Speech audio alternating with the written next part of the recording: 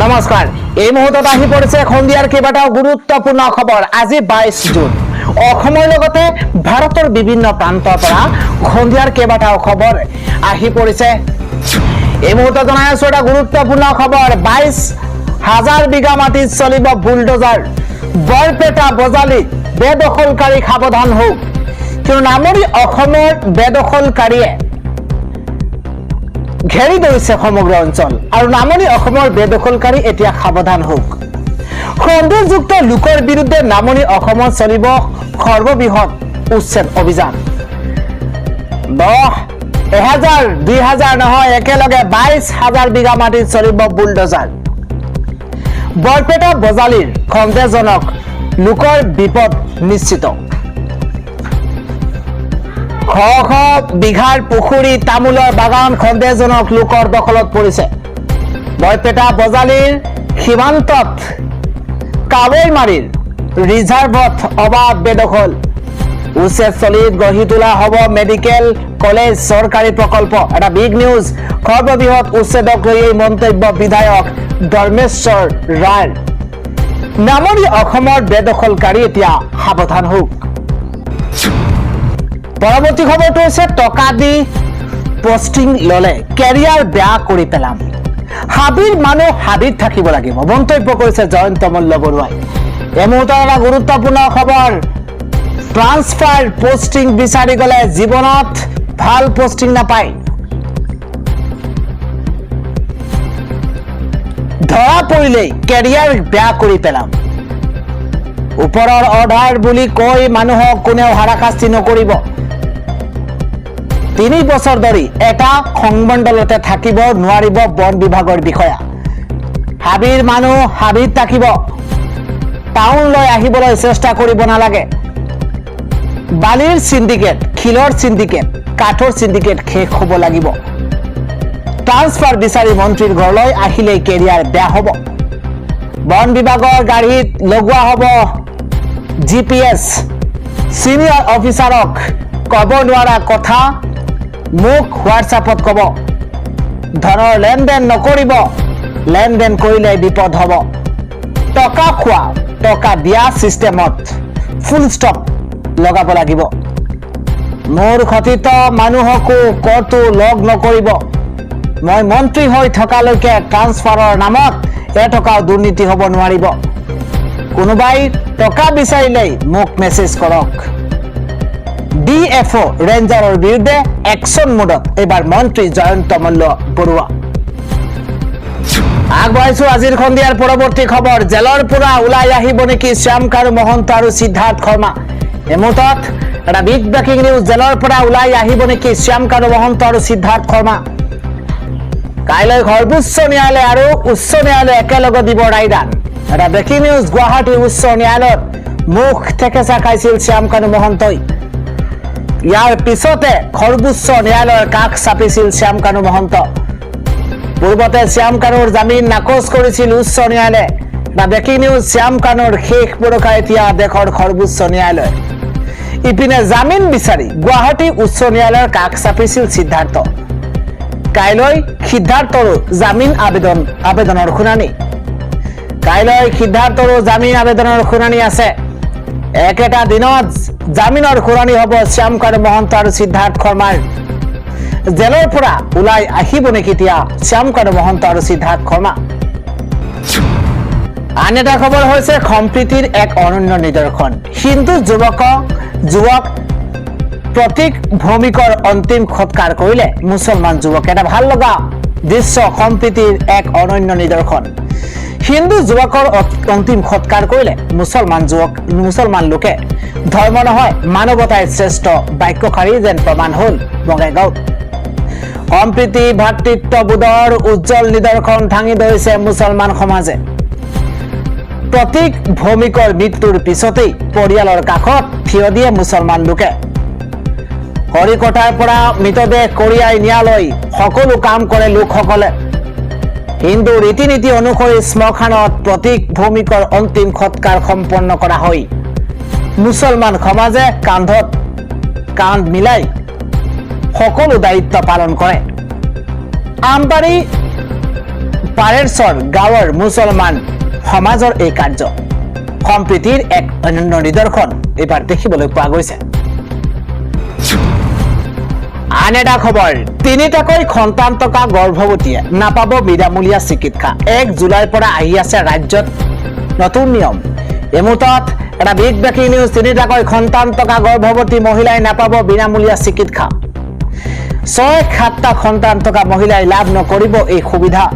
এটা breaking news, কেৱল বৰপেটাই নহয় সমগ্ৰ অসমতে প্ৰযোজ্য হ'ব লাগে এই নিয়ম। সবাতোকৈ গুৰুত্বপূৰ্ণ খবৰ, চৰকাৰী হস্পিটেলৰ বিনামূলীয়া সুবিধা নাপাব 3টা সন্তান থকা গৰ্ভৱতীয়ে। 1 জুলাইৰ পৰা কাৰ্যকৰী কৰা হ'ব এই নতুন নিয়ম। এটা breaking news, Barpeta medical college হস্পিটেলত প্ৰথম পৰ্যায়ত বন্ধ হ'ব এই সুবিধা। অসম বিধানসভাৰ অধ্যক্ষ ৰঞ্জিত দাসে কৰিছে এই ডাঙৰ মন্তব্য। 3টাকৈ সন্তান থকা গৰ্ভৱতী মহিলাই নাপাব বিনামূলীয়া চিকিৎসা। কেৱল সিমানেই নহয়, 6-7টা সন্তান থকা মহিলাই লাভ নকৰিব এই সুবিধা। কেৱল বৰপেটাই নহয় সমগ্ৰ অসমতে প্ৰযোজ্য হ'ব লাগে এই নিয়ম। জনাইছো পৰৱৰ্তী খবৰ, আজি ছুপাৰষ্টাৰ তথা মুখ্যমন্ত্ৰী বিজয় থালাপতিৰ জন্মদিন। আজি ছুপাৰষ্টাৰ তথা মুখ্যমন্ত্ৰী বিজয় থালাপতিৰ জন্মদিন। বিজয় থালাপতিক জন্মদিনৰ শুভেচ্ছা দেশবাসী। আপুনি জনাওক মুখ্যমন্ত্ৰীগৰাকীৰ জন্মদিনৰ শুভেচ্ছা। জন্মদিনৰ শুভেচ্ছা জ্ঞাপন প্ৰধানমন্ত্ৰী নৰেন্দ্ৰ মোদীৰ। শুভেচ্ছা জনাইছে বিৰোধী দলপতি ৰাহুল গান্ধীয়ে। 52 বছৰ সম্পূৰ্ণ কৰিলে তামিলনাডুৰ মুখ্যমন্ত্ৰী বিজয় থালাপতিয়ে। 1995 চনত প্ৰথমবাৰলৈ ছবি জগতত খোজ পেলাইছিল বিজয় থালাপতিয়ে। ৰিয়েল লাইফৰ মুখ্যমন্ত্ৰী হোৱালৈকে বিজয়ৰ সফলতা। আজি মুখ্যমন্ত্ৰীৰ আসন অলংকিত কৰিছে বিজয় থালাপতিয়ে। 10 মেত তামিলনাডুৰ 9ম মুখ্যমন্ত্ৰী হিচাপে দায়িত্ব গ্ৰহণ কৰিছে বিজয় থালাপতিয়ে। দেশৰ জনপ্ৰিয় মুখ্যমন্ত্ৰী হিচাপেও পৰিগণিত হৈছে বিজয় থালাপতি। জন্মদিনৰ শুভেচ্ছা CM বিজয় থালাপতিৰ। আজি ছুপাৰষ্টাৰ তথা মুখ্যমন্ত্ৰী বিজয় থালাপতিৰ জন্মবাৰ্ষিকী। আমি জনাই আছো ৰাজ্যবাসীৰ কাৰণে আন এটা ডাঙৰ খবৰ, কিয়নো খাংডং বান্ধৰ 7খনকৈ গেট ইতিমধ্যে খুলি দিয়া হৈছে। ৰাজ্যৰ 18খনকৈ জিলালৈ এই মুহূৰ্তত সতৰ্কতা জাৰি কৰা হৈছে।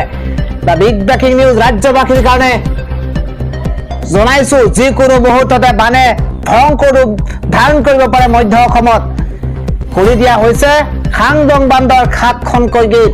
সবাতোকৈ ডাঙৰ খবৰ, ৰাজ্যৰ 18খনকৈ জিলাত সতৰ্কবাণী জাৰি কৰা হৈছে। এই মুহূৰ্তত এটা বিগ ব্ৰেকিং নিউজ জনাইছো, ক্ৰমাৎ বৃদ্ধি পাইছে কপিলী নদীৰ জলপৃষ্ঠ। তেনে ফুটুকাৰে উফন্দি উঠিছে কপিলী নদীৰ পানী। আৰু 7খনকৈ গেট যিহেতু খুলি দিয়া হৈছে, এতিয়া বানৰ আশংকা প্ৰকাশ কৰা হৈছে। দেওবাৰে উমৰাংচুৰ খাংডং বান্ধৰ 7খনকৈ গেট খুলি দিয়া হৈছে। তেনে ফুটুকাৰে উফন্দি উঠিছে কপিলী নদীৰ জলপৃষ্ঠ। গেট খুলি দিয়াৰ পাছতে বৃদ্ধি পাইছে কপিলী নদীৰ জলপৃষ্ঠ। আনফালে নৈপৰীয়া ৰাইজলৈ সতৰ্কবাণী জাৰি কৰিছে নিপকোৱে। ৰাজ্যৰ 18খনকৈ জিলালৈ ইতিমধ্যে নিপকোৱে জাননী জাৰি কৰিছে। যিকোনো মুহূৰ্ততে বানে তাণ্ডৱ চলাব পাৰে মধ্য অসমত। আগবাঢ়িছো পৰৱৰ্তী খবৰ, পুৱাই আহি পৰিছে দুখবৰ। পুখুৰীত বাহন পৰি জীৱন শেষ হৈছে হীৰকজ্যোতি মিলি আৰু ৰাতুল কোঁৱৰৰ। অত্যন্ত দুখবৰ, কিন্তু পুৱাতেই এক ভয়ংকৰ দুৰ্ঘটনা সংঘটিত হৈছে। ৰাজ্য জোকাৰি যে শোকাবহ দুৰ্ঘটনা সংঘটিত হৈছে। এবাৰ পথৰ পৰা বাগৰি পুখুৰীত সোমাইছে 4চকীয়া বাহন। 4চকীয়া বাহনখনত আছিল ধেমাজিৰ SBI 2জন বিষয়া। এটা ব্ৰেকিং নিউজ, পিতাতে মৃত্যু হৈছে হীৰকজ্যোতি মিলি আৰু ৰাতুল কোঁৱৰৰ। নিয়ন্ত্ৰণ হেৰুৱাই পুখুৰীত পৰিছিল 4চকীয়া বাহনখন।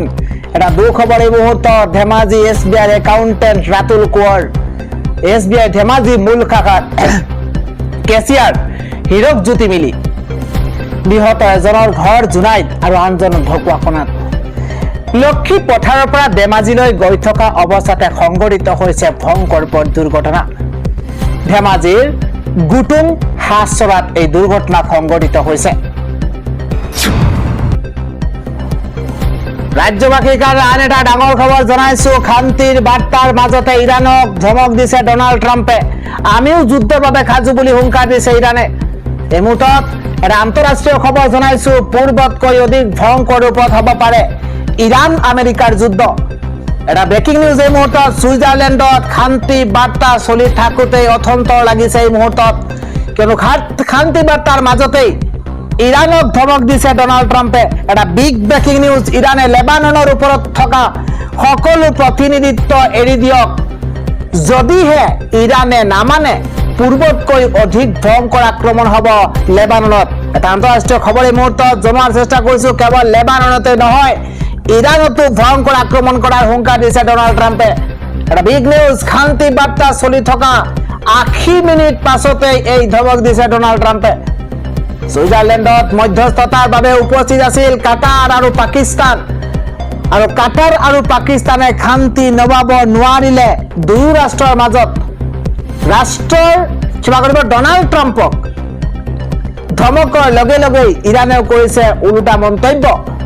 আমেৰিকাৰ ধমকক আমি ভয় নকৰো, এই মন্তব্য কৰিছে। ভয় কৰা হলে আজি যুদ্ধৰ এই পৰিস্থিতি আহি নপৰে। আমেৰিকাৰ ধমকক আমি ধ্যানেই নিদিওঁ। আক্ৰমণ কৰিলে আমাৰ সেনাইও প্ৰত্যুত্তৰ দিবলৈ সাজু আছে। পূৰ্বতকৈ অধিক ভয়ংকৰ ৰূপত হ'ব পাৰে ইৰাণ আমেৰিকাৰ যুদ্ধ। জনাইছো আজিৰ সন্ধিয়াৰ পৰৱৰ্তী খবৰ। কেৱল মুছলমানেই নহয়, আজমল ফাউণ্ডেশ্যনে হিন্দু ল'ৰা ছোৱালীকো ডক্টৰ বনাইছে। মুখ্যমন্ত্ৰীৰ মন্তব্য। এটা বিগ ব্ৰেকিং নিউজ। কেৱল মুছলমান নহয়, হিন্দু ল'ৰা ছোৱালীকো ডক্টৰ ইঞ্জিনিয়াৰ বনাইছো। আজমল ফাউণ্ডেশ্যনে হিন্দু ল'ৰা ছোৱালীকে গুৰুত্ব দিয়ে। আজমল ফাউণ্ডেশ্যনে হিন্দু ল'ৰা ছোৱালীকো গুৰুত্ব দিয়ে। আজমল ফাউণ্ডেশ্যনত হিন্দু ল'ৰা ছোৱালীও পঢ়ে। হিমন্ত বিশ্ব শৰ্মাৰ বাবেই অসমৰ মুছলমানে ভয় খাবলগীয়া হৈছে। হিমন্ত বিশ্ব শৰ্মাৰ ঘৃণা মন্তব্য দিয়াত 1 নম্বৰ। আমি সকলোকে সমানে আগবঢ়াই নিছো, এই মন্তব্য কৰিছে মৌলানা বদৰুদ্দিন আজমলে। আজমলৰ তৰফৰ পৰা কোৱা হৈছে আমি সকলোকে সমানে আগবঢ়াই নিছো, কেৱল হিন্দু আৰু মুছলমানেই নহয়, আমি হিন্দুকো শিক্ষা দিছো। হিমন্ত বিশ্ব শৰ্মাৰ বাবে অসমৰ মুছলমানে ভয় খাবলগীয়া হৈছে। আজমলৰ তৰফৰ পৰা মন্তব্য।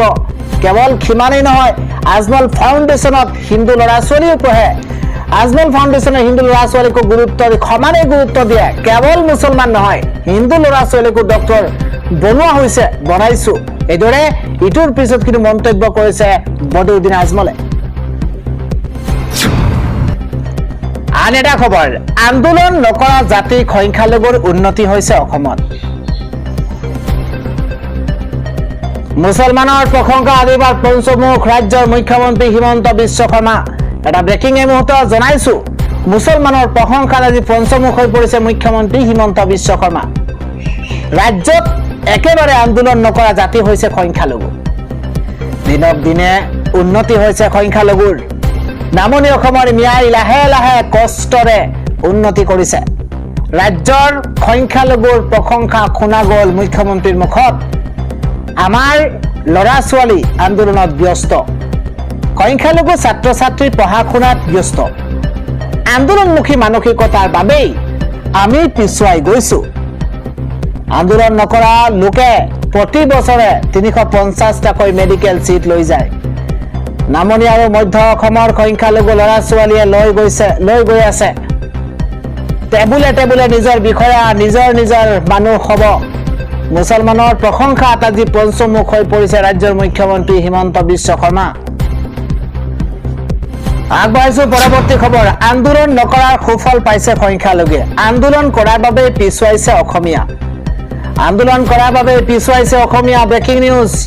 আন্দোলন নকৰাৰ বাবে সংখ্যালঘুৱে পাইছে চাকৰি। ইতিমধ্যে জনাইছো অসমত একেবাৰে আন্দোলন নকৰা জাতি হৈছে সংখ্যালঘু। সেই খবৰটো আমি আপোনালোকক জনাইছো। মুখ্যমন্ত্ৰীগৰাকীৰ মন্তব্য। আন্দোলন নকৰাৰ বাবে সংখ্যালঘু ল'ৰা ছোৱালী আজি ডক্টৰ ইঞ্জিনিয়াৰ হৈছে বুলি মন্তব্য মুখ্যমন্ত্ৰীগৰাকীৰ। পৰৱৰ্তী খবৰ। 30 জুন হৈছে শেষ তাৰিখ। এই কাম যদি নকৰে আপুনি অৰুণোদয় 3.0 পৰা ধনৰ পৰা আপুনি বঞ্চিত হ'ব। ৰাজ্যবাসীৰ কাৰণে খবৰটোকৈ ডাঙৰ খবৰ। অৰুণোদয় 3.0 হিতাধিকাৰীৰ বাবে অত্যন্ত গুৰুত্বপূৰ্ণ খবৰ জনাইছো। কিন্তু 30 জুনৰ ভিতৰতে এই জৰুৰী কামকেইটা কৰক, অন্যথা বঞ্চিত হ'ব অৰুণোদয়ৰ 3.0 ধনৰ পৰা। বিগ নিউজ আঁচনিৰ ধন লাভ কৰিবলৈ বেংক একাউণ্টৰ লগত আধাৰ সংযোগ বাধ্যতামূলক। অৰুণোদয়ৰ ধন বিতৰণত আধাৰ ভিত্তিক ব্যৱস্থা বাধ্যতামূলক চৰকাৰৰ।